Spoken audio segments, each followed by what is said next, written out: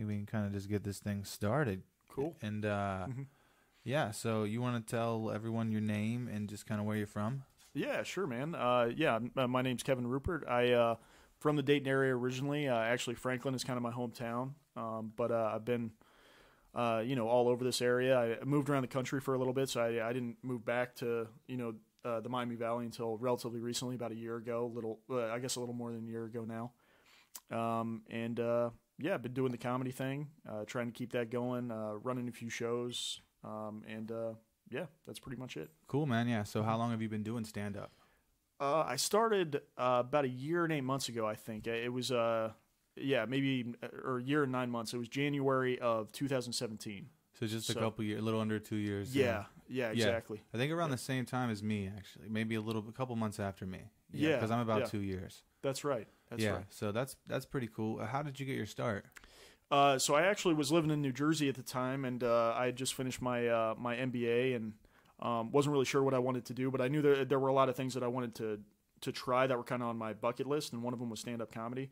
And so I went to West End Lounge, which was a kind of a little bar on the west side of Manhattan, across the Hudson from New Jersey, and did my first open mic. It went okay. I got a few laughs, and I was like, I think this went well enough to where I can kind of continue with it. And so I did that in New Jersey, and then my girlfriend ended up moving back here because she got a residency. She's a physician. And so I kind of followed her and just tried to keep the comedy thing going once I got back here. That's really dope, man. So you brought it all the way back here with you. I tried. Yeah, I tried. Yeah, that's sweet, man. So would you like to hit this a couple times? Oh, yeah, sure. Okay. What do you think is the most memorable moment, like as a comedian? Oh man, most memorable moment. I mean, I don't know if you share this trait, but I feel like most of my memorable moments are the bad ones. Yeah, for sure. Unfortunately, that's how you learn, right? That's how you definitely it's got to be tough sometimes, so that you can get better, right? Sure. And I would say the one that I remember the most is I think it was about my fifth open mic. It was at this place called Parkside Lounge. I went back into Manhattan because I figured that was a good place to hit a lot of mics at once. And I'd been doing stand-up for about 2 weeks at that point. And it was it was a relatively nice venue, starting out. Like there was an actual crowd there. I mean, it was basically the people who had signed up to do this open mic. But nonetheless, a lot of them were musicians, and there were some poets and spoken word people. So it was enough of a mix to where it felt like a real audience. And I had to wait until about 2.5 hours into the show to go on, because there was a list you had to sign up, and as people were finishing their sets, they were leaving. And so by the time I got up there, the only people that were left in the audience were these two old guys, and I was stuck, doing jokes about rap lyrics and Star Wars and shit like that. I had no idea what the fuck you were talking about. Yeah, I was looking at these two confused guys, just sitting there, with this confused look on their face, and I was like, this is not fun. There's so many times like that where you're like, this is fucking comedy. Yeah. Why did I sign up for this? Yeah. Yep. Mm-hmm. Yeah, dude. Sometimes it sucks big time, I'm trying to think of something. I've definitely bombed, dude. I bombed my dick off, Sure. But also when you start bombing a lot, they say you're about to reach a new plateau. So sometimes maybe that's when you need to start writing more or whatever. Right. Because I do that a lot. Like if I bomb, even if it's material that's tried and true, if I bomb with it, I'm like, right. Well, fuck, I better get to it. I better start writing, get some better jokes, get out there on the scene more. So it helps you in that way. It definitely motivates you, huh? Pumps you up a little bit when you bomb. Yeah, I mean, I don't know about you, but I've had some of my best sets after a night that I absolutely just totally ate it.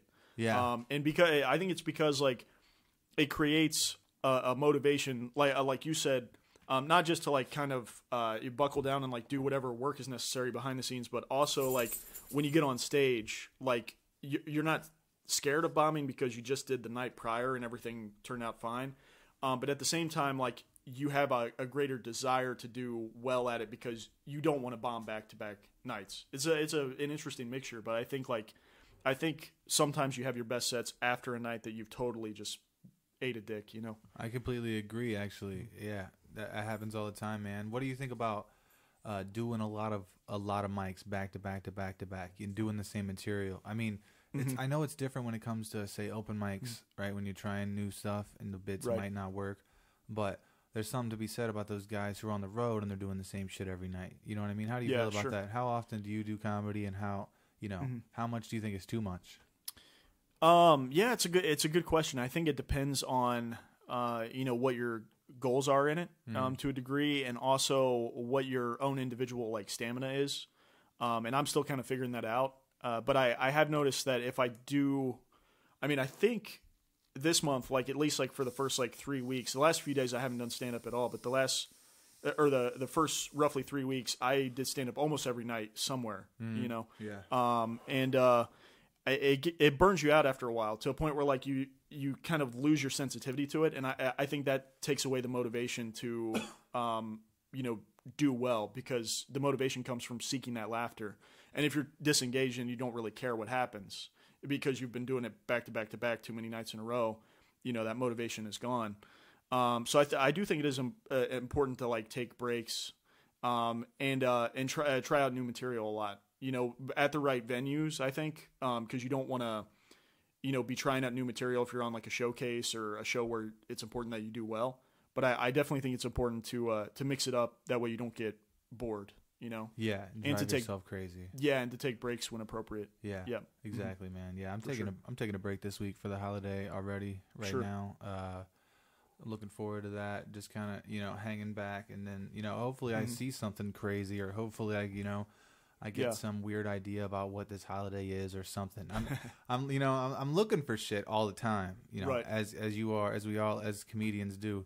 But at the same time, doing mics is not the only. It's like the same thing. I used to hear this. I'm not a very religious person, but I used to hear this saying like, you don't have to go to church to have God in your life.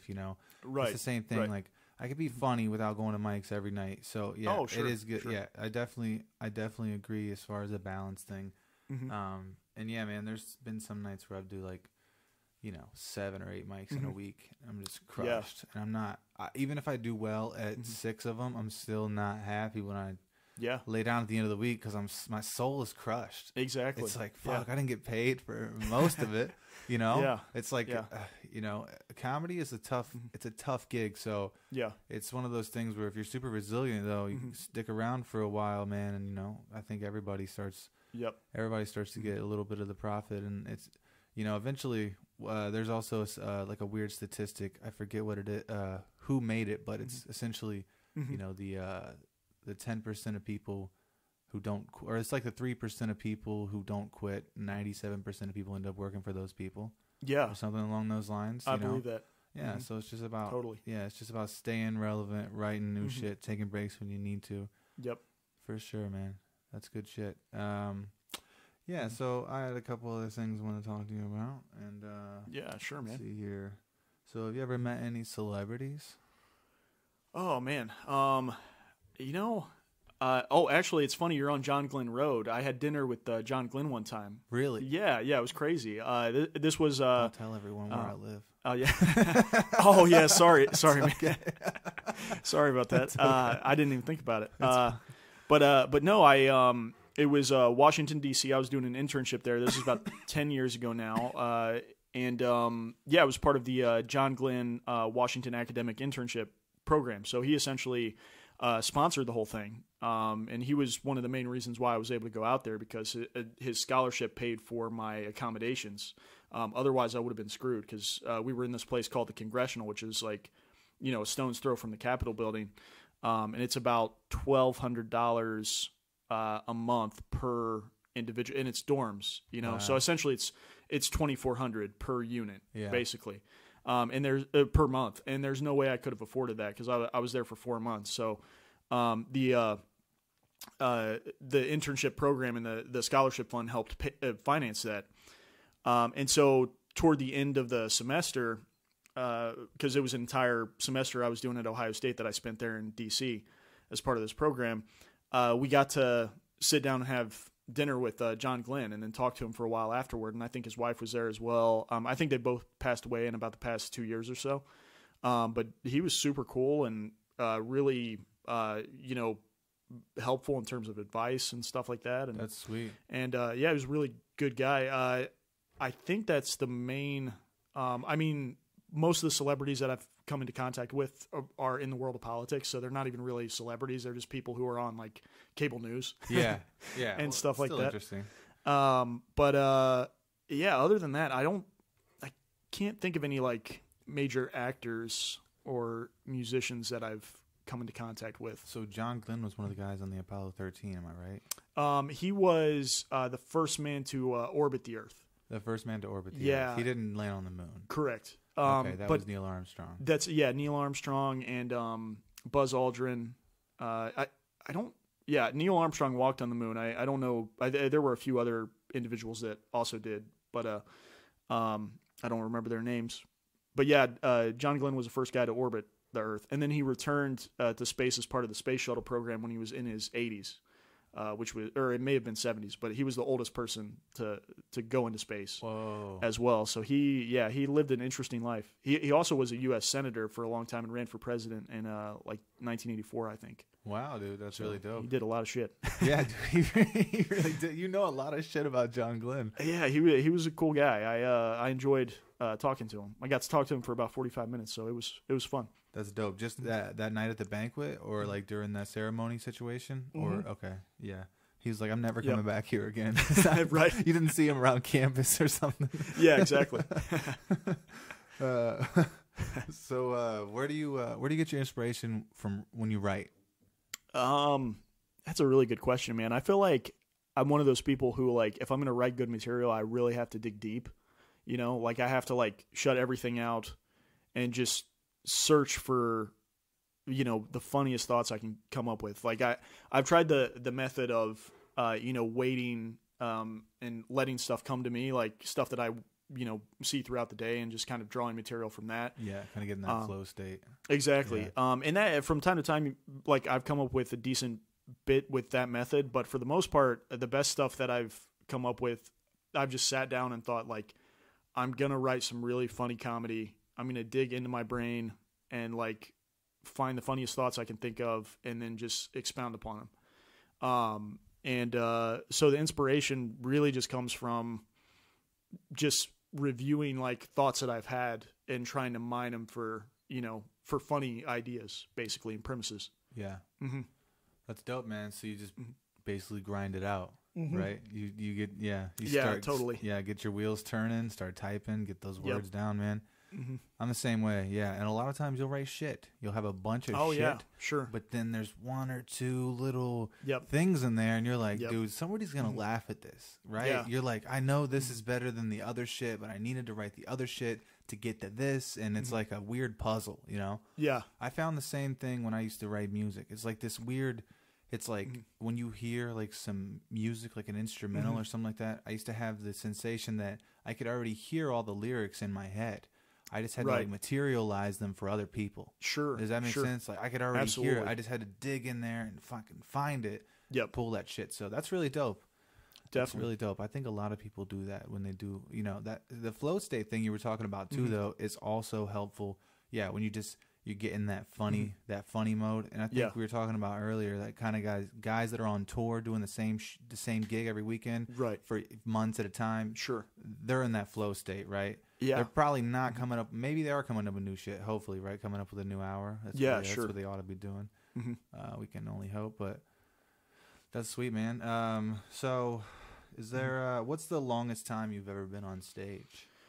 I did. I think like. It was like 32 minutes, and oddly enough, this was like within the first like few months that I was doing stand up, and the only reason why I did that much time was because I was at an open mic in Hackensack, New Jersey, called Lenora, or the bar's called Lenora's, and the guy who hosted it, not a lot of people wanted to go up, so he would give you pretty much unlimited time. Wow. And that particular night, for whatever reason, like sometimes you have those, and I actually don't have them that frequently, but every now and then I'll have a night where for whatever reason I just feel totally uninhibited, and I just like don't care, and I just want to do it for as long as I can, and I just kind of caught lightning in a bottle that night, and I was feeling really good, and so I ended up doing 32 minutes just kind of like riffing on different stuff and talking like to the audience and stuff like that, but that's by far the I think, the most time I've ever done, and I definitely shouldn't have been. I was not prepared to do That's a good way to get your teeth, though, when you're fucking new, you know? And definitely. Man, sometimes you just got to get out there and start fucking, you know, snapping the old fingers like Bewitched, you know? That's right. Wiggling your nose and just making some shit materialize. That's right. It's kind of like magic, isn't it, in a weird way? Comedy is. It's I like, guess. Look over here. No, wait a second. Definitely misdirections. It's, for sure. A lot about misdirection. Those left turns are the things that usually get people bent over in their chairs. Like, oh, this motherfucker. You know, because they're playing it on themselves in a weird way, right? Because in their head, they're thinking. That's another thing about comedy and music. It's all about their interpretation internally also. Right. You know what I mean? They could be taking it completely fucking different. Oh, sure. A lot of people do. Yep. That's cool, man. Shit. Well, you're a pretty seasoned guy. Is there any advice you could give to younger comics kind of listening to this, or people, you know? Oh, man. I mean, I still feel pretty new myself. I mean, I don't know what kind of the threshold is in terms of how long you've been doing it that you start to feel kind of like a veteran in it or whatnot. Still being under the 2-year mark, I feel, you know, like kind of a novice, like I'm still learning a lot with each time on stage. But I think the one thing that I would try and impart to someone who's like just starting out is that when you first start doing it, you don't really know, I think, how to find like you don't even have the basic skill set to like find what funny is because the way like there's a gap between like the way you envision things are going to go on stage and the way they actually go and what actually translates to when you're performing. So just as an example, like when I first started doing open mics, I had looked up that there's like a formula to comedy basically. Like there's like, you know, there are different humor triggers, you know, so like saying words in a funny way or like, you know, just doing body language, setup, the rule of threes, certain things, you know, setup, punchline, misdirection, all of those things.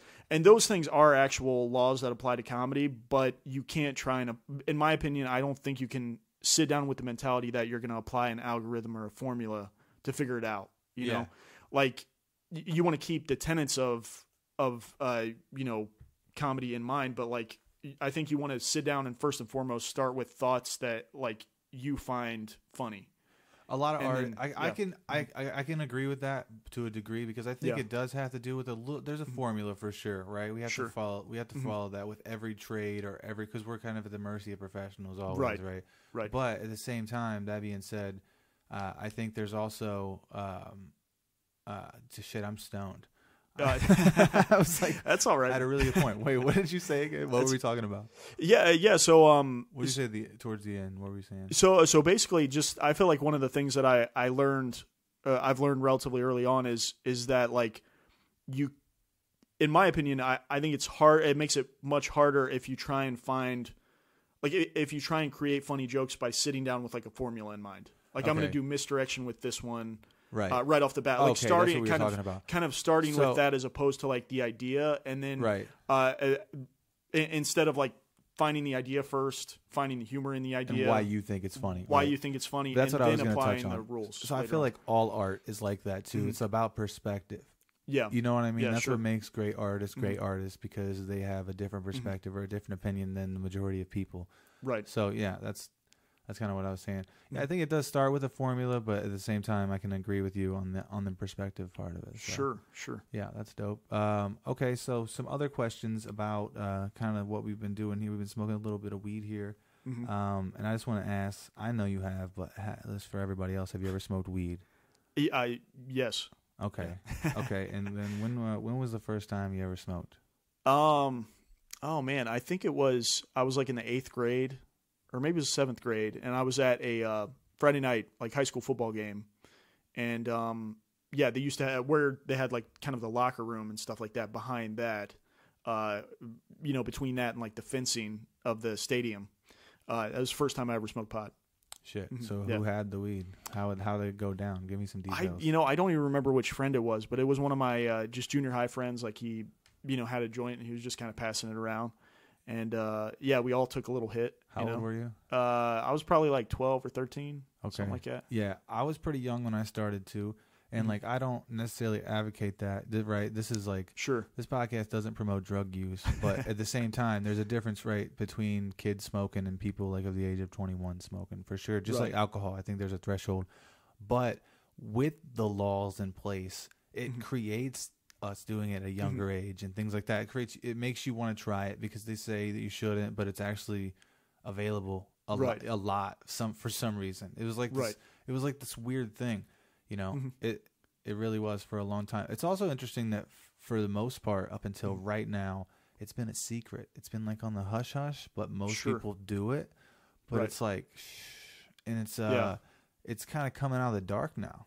It is, you know. Yeah, I feel like it's one of those things. I mean, technically, like it's still listed as like a Schedule I drug, according to like the FDA and all of that stuff. Which means that it has addictive properties, right? Right. But things like which is.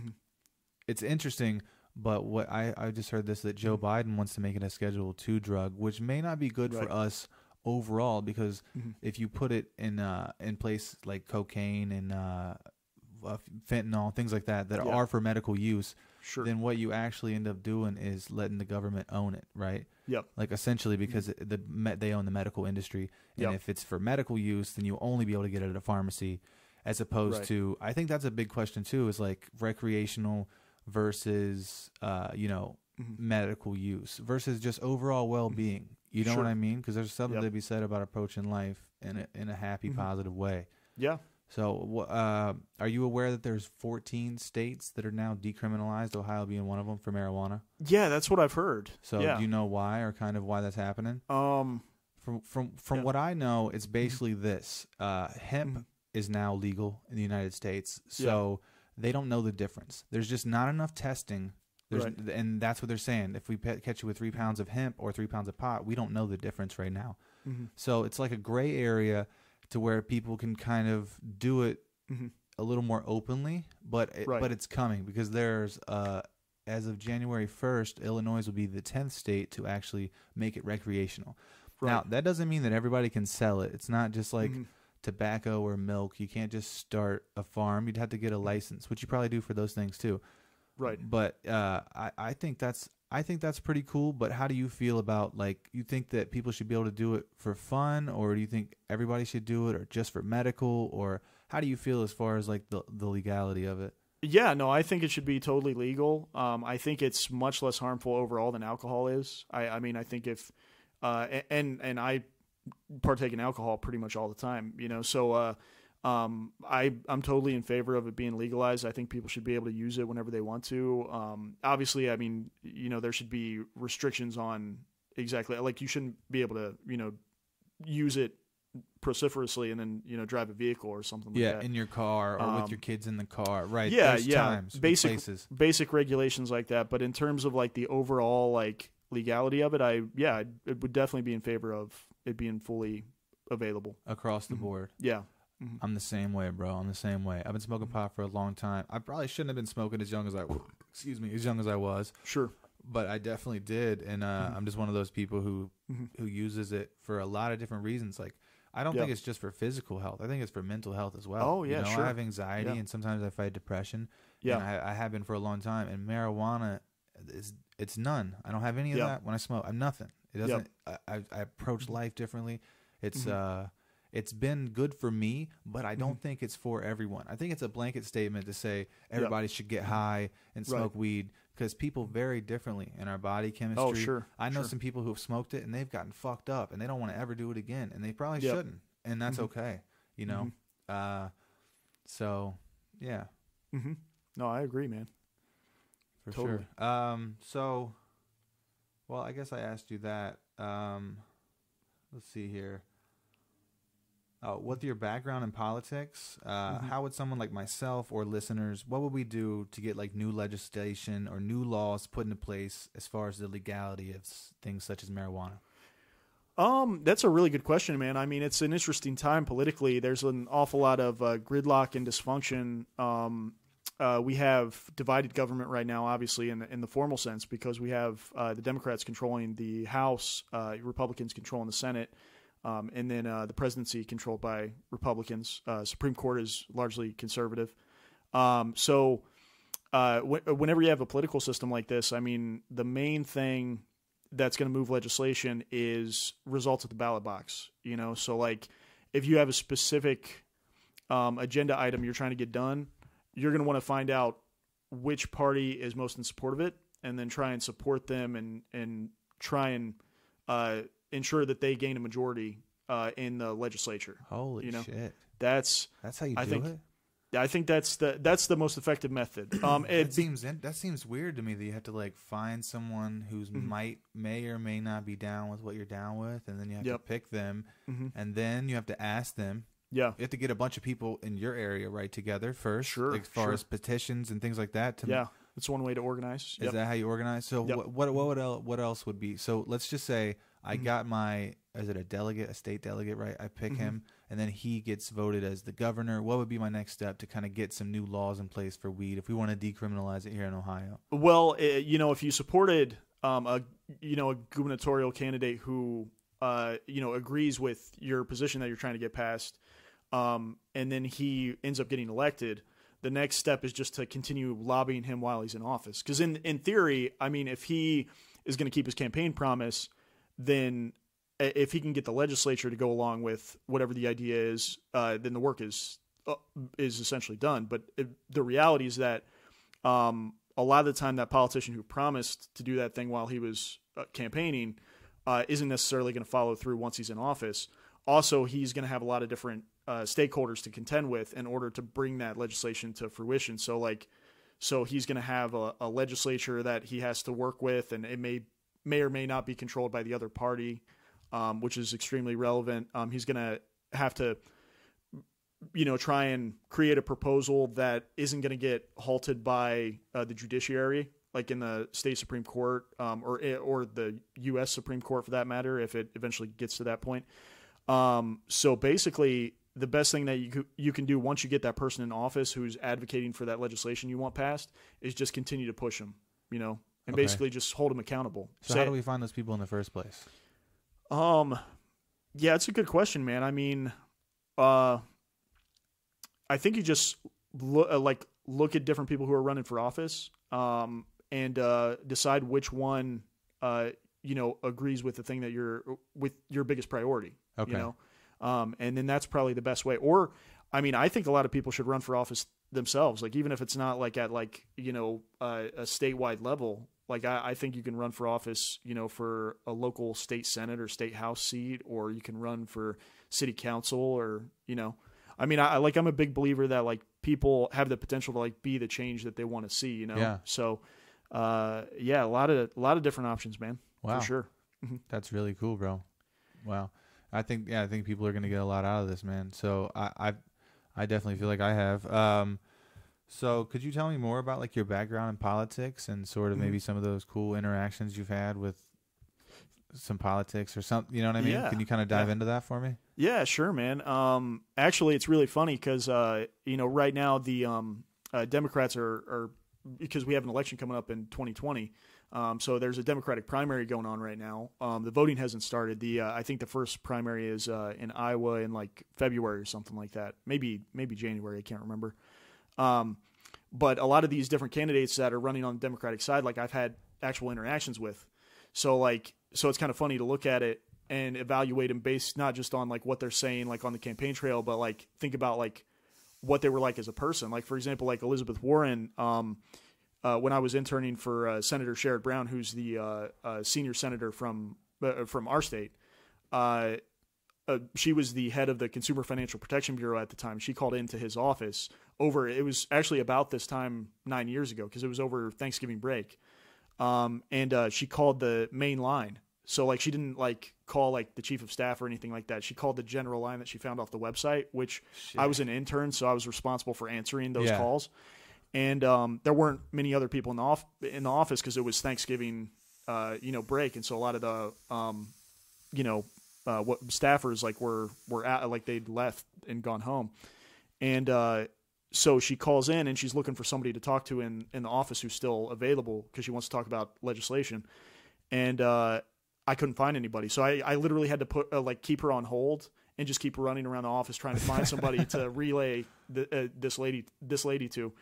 And each time, like, I would get back on the phone, she'd be like, "Oh no, take your time. Like, it's cool." And she was asking me about like what was going on with me and like how my job was going, and everything. So she was super cool. I mean, I have various disagreements with her on policy, and I think that she may be a little bit disingenuous on the campaign trail about stuff that she wants to do once she gets elected.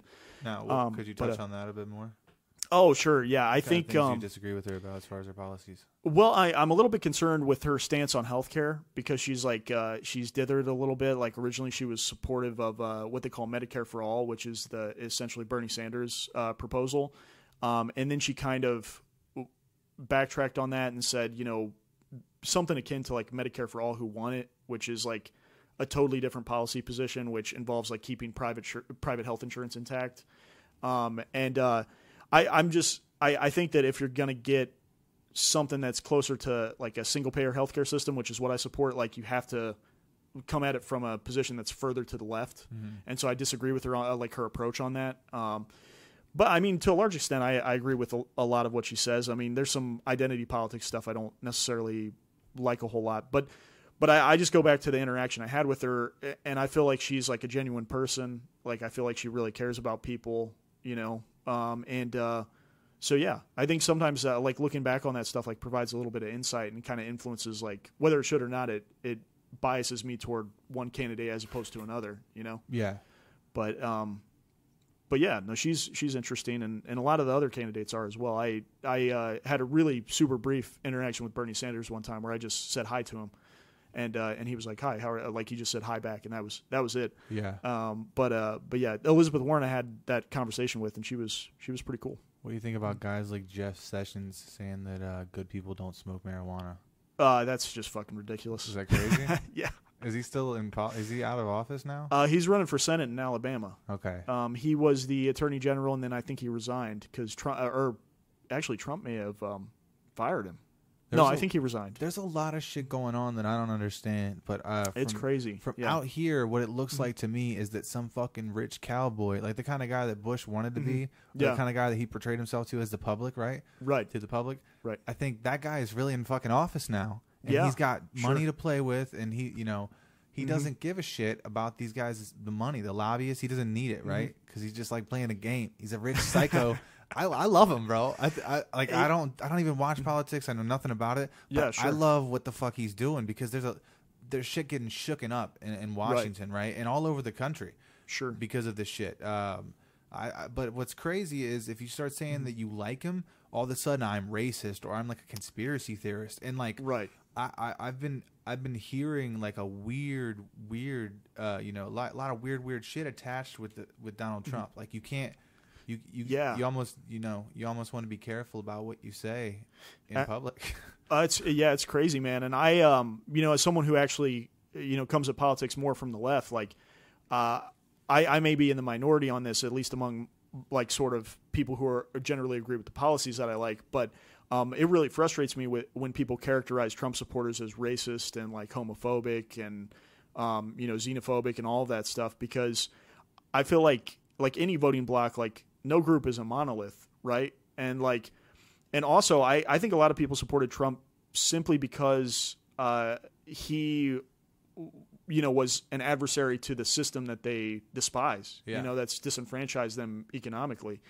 And there's a whole other multitude of reasons why people supported him. I think that there were very few people that were like, I'm going to go vote for Trump because I think he's a racist. And I agree with that. I don't think anyone did that. Yeah, like it's just crazy when people suggest it. I mean, I'm sure that there are some people that I think some racists voted for him just because they were like, oh, let's get the black. Finally, let's get the black guy out of here, right? People probably came out in droves that didn't even vote before. So you can say that racists voted for him just because he's a white guy. It doesn't mean that all people that voted for him are racist, right? Right. It's kind of a ridiculous statement. No, it's true, and I feel like there may have been a really small minority of people that like latched on to the idea that he was racist, who maybe had xenophobic tendencies, who voted for him. Yeah. But they're not at all representative of the broader coalition. Exactly. And so I think it's crazy when people say that what primarily got Trump into office was racism. I think it was a combination of other things. gets so twisted up, dude. It just gets so twisted by the time they get in office. Like you said earlier, things don't even fall through. So people just talk shit, man. You know, and the good shit sticks. Yep. The best stories stick. It doesn't matter if it's true or not. True. People want to be fucking entertained, right? Yep. That's why we're doing this. That's I can't remember. I a few years ago I was the last time I worked in politics, or the last job I had in politics was in 2016. I managed a Senate campaign in Florida, and I remember at the time I had a thought in relation to what was the point you just made? I'm a little stoned now too. I'm stoned too, dude. You said something really interesting about entertainment. Like people just want to be entertained. People want to be entertained, man. And I feel like what happened to a certain degree, like people got so disenchanted with the political process and started to feel like it failed them, and for that reason they thought, and this is part of the phenomenon that led to Trump. They thought, well, hell, if it's not working for me in my daily life, like if it's not creating economic opportunities for me, if it's not resulting in increased wages or better healthcare or any of that stuff, I might as well turn politics into a forum for entertainment. You know, because then it becomes like basically another reality show that you can enjoy. It's the biggest one of all time. It is. It is, bro. Yep. It's like watching Caesar get stabbed by by his friends. Dude, that's what it looks like. Yeah, it kind of is like that. You know what I mean? From a guy who doesn't know what's going on, that's the best analogy that I can come up with. It's like everything is going wrong. Yep. But he's still there, right? And it seems like the people actually want him again.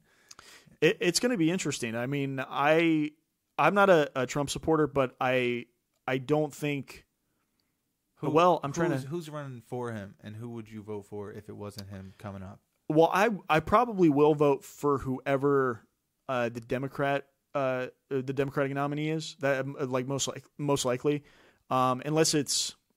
I'm trying to think if there are any candidates that I would definitely not vote for. So you're saying Democrats because that's what you represent? That's what you most are in line with? Or yeah. 'cause I don't know the difference. Sure. Yeah. From a policy perspective, I tend to agree more with the Democrats and the Republicans. Not necessarily on everything. There are some issues I'm a little more conservative on, but on like the core bedrock economic issues, I'm largely to the left. So that's why. Explain to folks like the basic of what before we go into that, kind of the basics of what a Democrat versus a Republican are. Oh, sure, yeah. So in terms of policy, I guess we could start with ideology. Like ideologically, Democrats, at least historically, they tend to be more on the side of like labor rights, a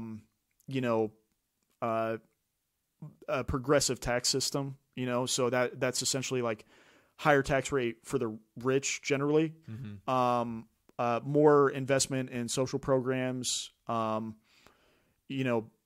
tends to be where they lie ideologically. And then on the conservative side, they're much more, obviously like fiscally conservative. They're big advocates of cutting spending. And that's the Republican side is more conservative? Exactly. Okay. So, ideologically, the Republicans are more conservative, and they, tend to err on the side of, tax cuts. They're big into social defense. Opportunities do Democrats put their money into that you were talking about? I think the biggest one, or the biggest aspiration of the Democratic Party that I really value is universal health care. There are other things I have various disagreements with them on, but I think that that's an important issue because we're the only industrialized country in the world that doesn't have healthcare as a right for all of our citizens, essentially. There's a narrative out there that it's not tenable. Like you can't, if you create a system like that, like it's ultimately going to lead to like worse healthcare outcomes. And I think if you use other countries in the world as a case study, it turns out that it actually it is something that's achievable here. And so that's probably my biggest issue and the thing I agree most with the Democrats on. Yeah, we can look at Canada as a good representation for the universal healthcare kind of absolutely working for everyone. That's definitely a good example. I'm not familiar if there are any other countries or any other case studies you could cite. Sure, man. Like Eastern Europe, pretty much every country there. Also just Europe generally, like France, Great Britain, Italy, Germany. These are all countries that essentially have, single payer healthcare system, or something that's a permutation of one. Okay. And it seems to produce pretty good health outcomes. I mean, that's why our average life expectancy in the U.S. is falling below, a lot of other countries, a lot of other developed countries in the world, is because our healthcare system lags behind. Do you think that's something we just forgot along the way, or what? Like, why do you think that we're in this situation? I think it has to do a lot with just the economic system that we have in place. So I believe in capitalism, but I think that it has to be appropriately regulated, because otherwise you get this sort of fundamental imbalance, and you get a redistribution of wealth from the poor and middle class to the wealthy. And I think that just sort of that general trend has probably led to the increased privatization of the healthcare system over time. And I mean, luckily we do have some, I'm not sure what the best term is to use for it, but we do have some like public programs in the healthcare like space. Yeah. Like we have, Medicare, Medicaid, CHIP and stuff like that. But I think we just need to expand those things and essentially just make healthcare like guaranteed to everyone, because I think we have the economic resources to do it. Do you have any experience with using Medicaid or Medicare or any sort of like free healthcare? Have you had any experiences? I did use Medicaid, or was it? No, it was Medicare. I think. Wait, Medicare is for senior citizens, right? I'm not sure the differences. I think that's what it is. Medicaid is what I had when I was a kid, because my dad passed away when I was still under 18. Yeah, and so for the remainder of my youth, basically, I had Medicaid coverage. Yeah, I had the same experiences. Yeah. So that's, but it tends to be tougher to get into doctors when you have that free health care. It can be. It tends to be harder to get good doctors, and also name brand medications. And it's almost like those people have been written off. It feels like some weird kind of side program where you kind of got to jump through hoops, but at the same time, it is free, and it's for people who are either, like you said, underage, or if you're a student, I think you could do that till you're like 21, maybe. Yeah, like I think that's true. Something like that. Yeah, I believe so. Yeah, there are definitely programs that offer as far as like government, right? That can help, but they're still not the best. It would be nice to see it fixed, and then fixed for everyone. Absolutely, for sure. Totally agree with that, man. Yeah, man. That's dope. So you're I know a little bit that we have a background in politics because we've been talking about it. But where did you go to college, and what did you study? So I went to Ohio State, studied political science, and that was when I started working in the politics stuff while I was up there. And then when I moved down to Florida, I changed careers and I started working in the education field, and I got my master's down there at the University of Florida.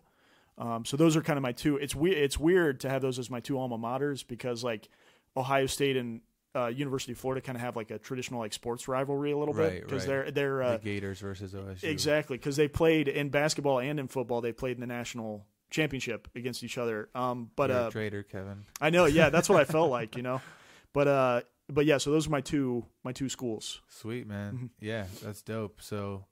Yeah, you graduated from there. You decided to come back. Your family's from Ohio. You've always lived here, or? Yep. Okay. Yep. Gotcha. Gotcha. It's the Franklin area. Yeah, we talked about that earlier. Okay, and well, I don't really have a lot of notes, man. But if you want to this won't be out until January. But if you want to still plug your shows, I know you have reoccurring mics. Sure. If you want to do that, or I don't know if you had anything else you wanted to plug or anything going on you wanted to talk about. Yeah, I mean, there are a few shows that are going to be coming up. I'm trying to think of stuff after January. The Barrel of Laughs comedy show in February is going to be on February 6th. Okay. It's a great show. It's always a lot of fun. Yeah, you guys should check that out.